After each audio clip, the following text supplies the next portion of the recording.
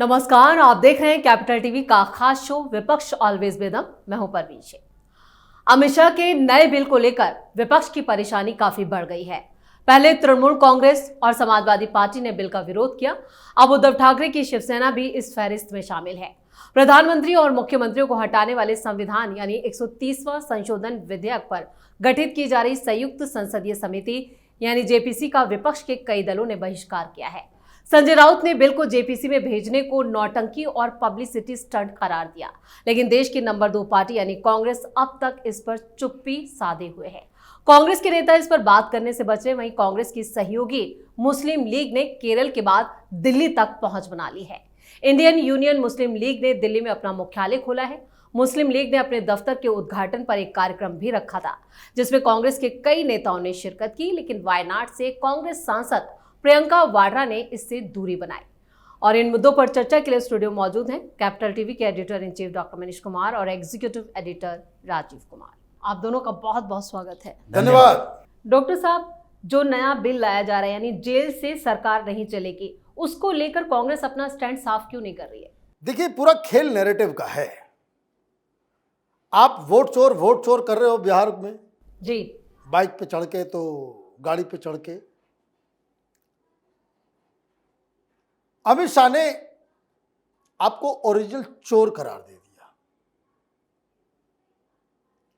ये कहानी अब जो है वो आएगी इधर, क्योंकि बाकी लोगों ने भी इसे तूल दे दिया। अभी ये खबर दबी हुई होती, कोई इस पर चर्चा नहीं हो रहा होता, अगर रोज एक दिन पहले ममता बनर्जी कहती है जेपीसी में नहीं जाएंगे, फिर अखिलेश यादव कहते हैं, फिर आम आदमी पार्टी, फिर आज कल जो है वो शिवसेना वाले आ गए जी। तो ये समझ में आ रहा है कि कुछ लोग इस देश में चाह रहे हैं कि ये मुद्दा जीवित रहे, और ये मुद्दा जितना जीवित रहेगा, जितना चर्चा इसके ऊपर होगा, ये कांग्रेस पार्टी को नुकसान, और राहुल गांधी की इज्जत के ऊपर तो ये कीचड़ के जैसा है। और इसलिए इस मामले को आगे बढ़ाया जाए। अभी देखिए, कल शाम हर टीवी चैनल पे इसी पे डिस्कशन हो रहा था जी। और शांति से अगर बैठे हुए होता कि भाई ना हल्ला हंगामा किया होता कि भाई आपने पेश किया जेपीसी में डाल दो, भूल गए होते। आपको ये भी मालूम है कि और कौन कौन सी चीज जो है वो जेपीसी में गया हुआ है? किसी को पता चलता है? नहीं पता चलता है। वो ट्रांसफर कर देते हैं, अपना चलता रहता है, धीरे धीरे होता रहता है।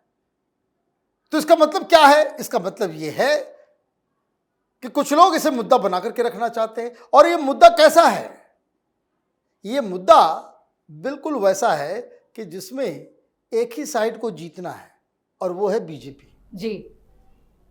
संख्या आपके साथ नहीं, सामने सारी चीजें, और सबसे बड़ी चीज कि ये कानून ऐसा है जो अपोज करेगा वो चोर कहलाएगा। इधर उधर की बातें नहीं करें ना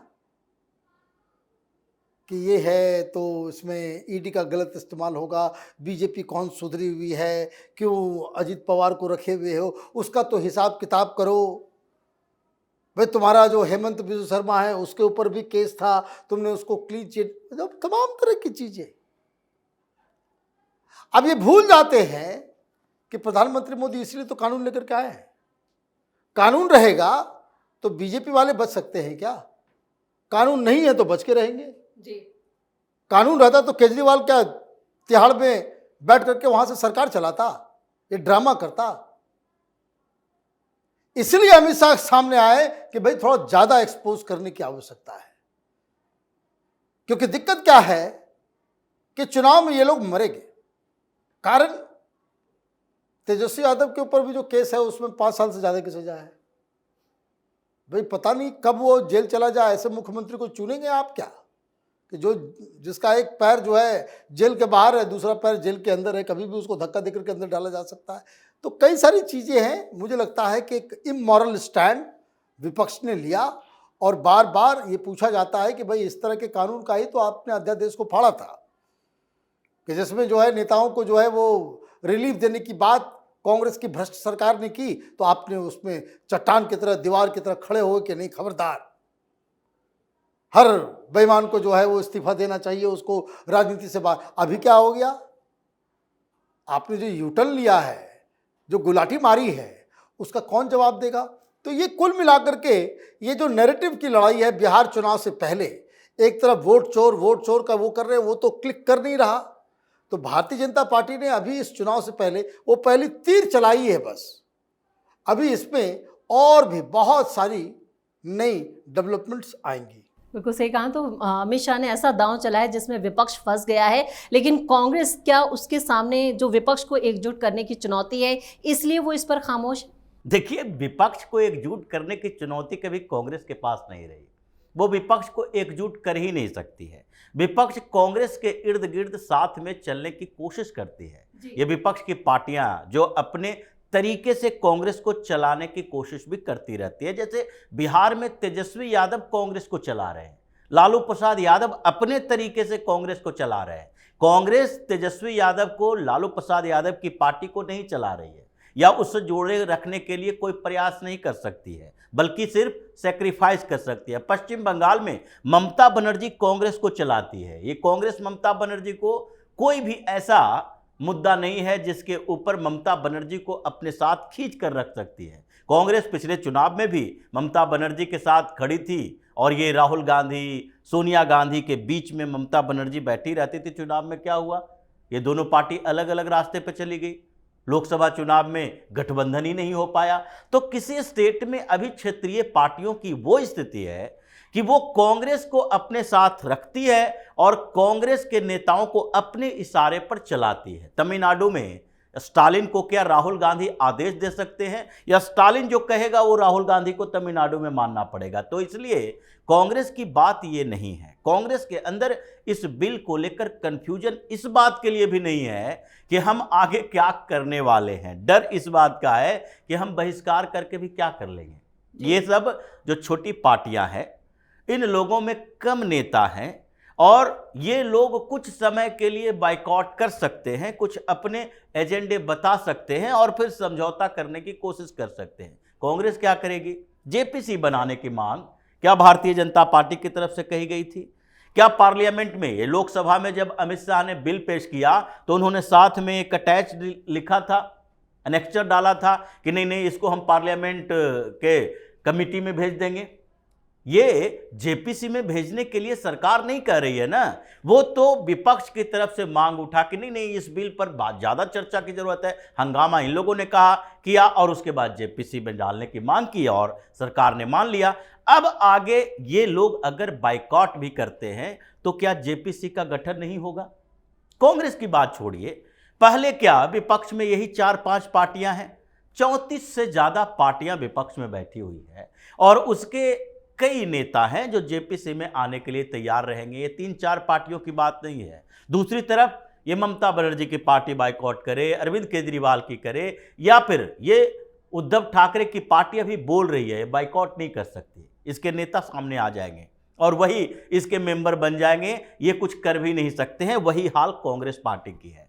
कांग्रेस को लग रहा है कि अगर हम बाइकआउट कर देते हैं, जैसे सर्वदलीय मीटिंग हो रही थी और उसके बाद सर्वदलीय टीम भेजी गई विदेशों में, तो कांग्रेस ने बहुत बड़ी बड़ी बातें कही, लेकिन क्या सरकार ने शशि थरूर को ले जाने से मना कर दिया?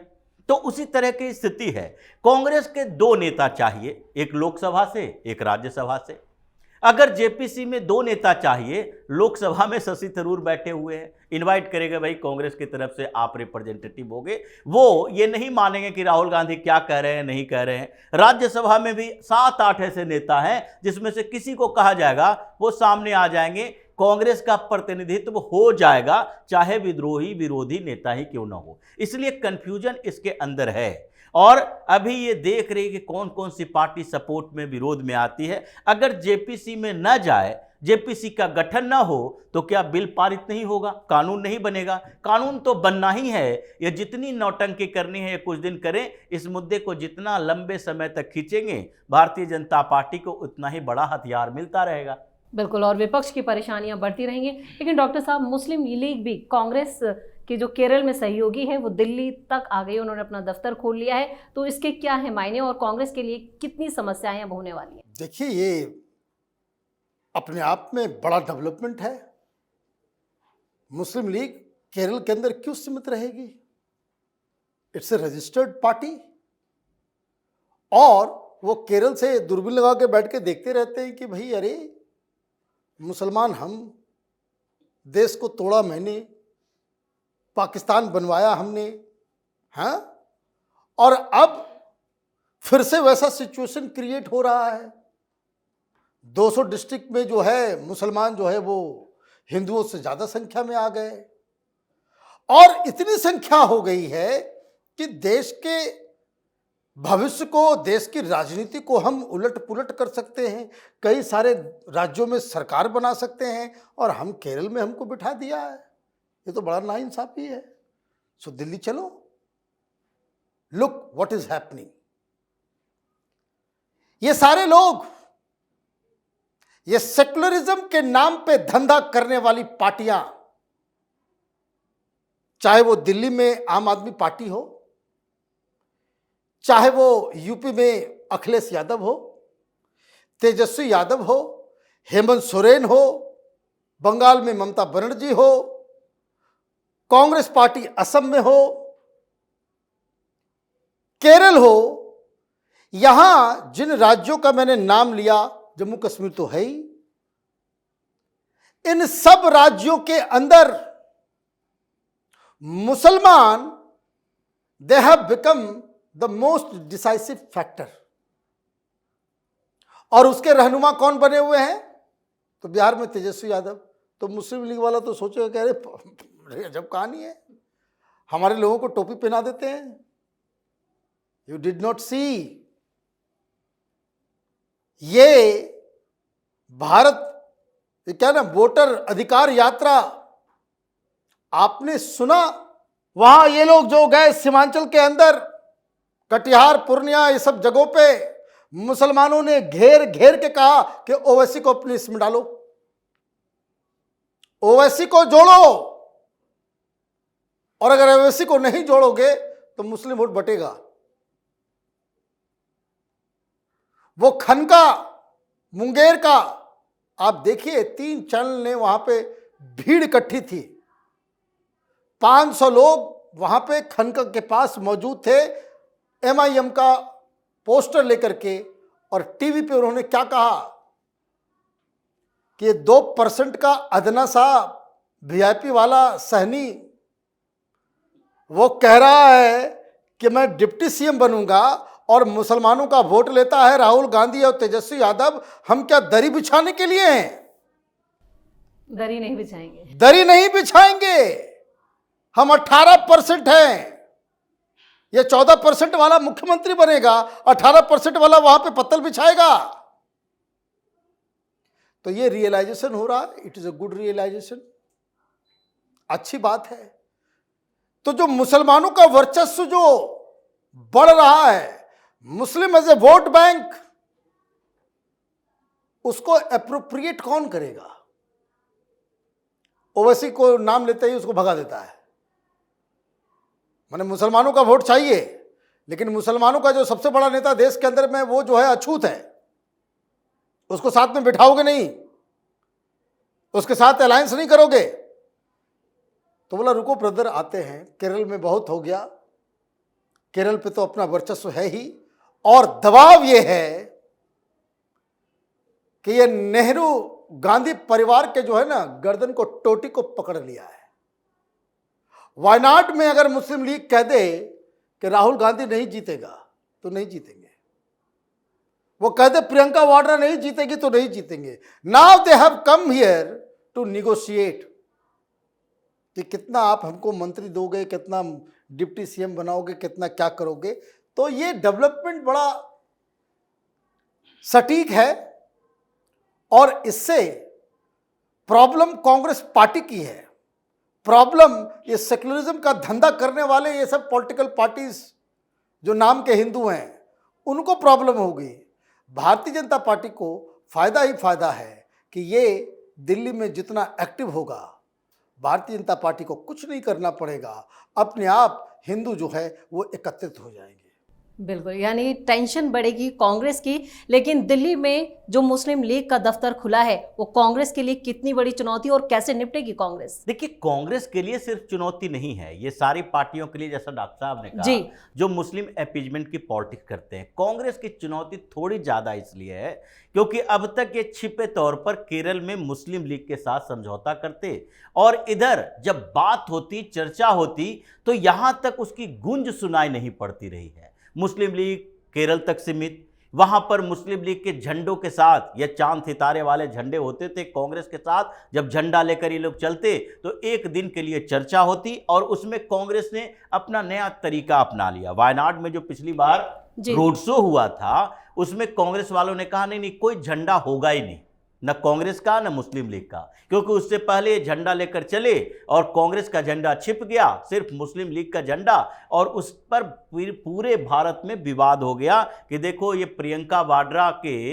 रोड शो में ये झंडे लगे हैं चांद सितारे वाले, क्योंकि तो पाकिस्तान के झंडे की तरह दिखता है, हरा रंग चांद सितारा लगा हुआ। तो जो स्थितियां अभी पैदा होगी, दिल्ली के अंदर उसने दफ्तर खोला, मुख्यालय खोला है, तो इसका मतलब है कि अब वो एक्सपेंड करना चाहता है, केरल से बाहर भी जाना चाहता है। और क्यों न जाए, पहले ही इन लोगों के साथ एक सामने खड़े हैं AIMIM, ओवैसी से बड़ी पार्टी है, AIMIM से बड़ी पार्टी है मुस्लिम लीग।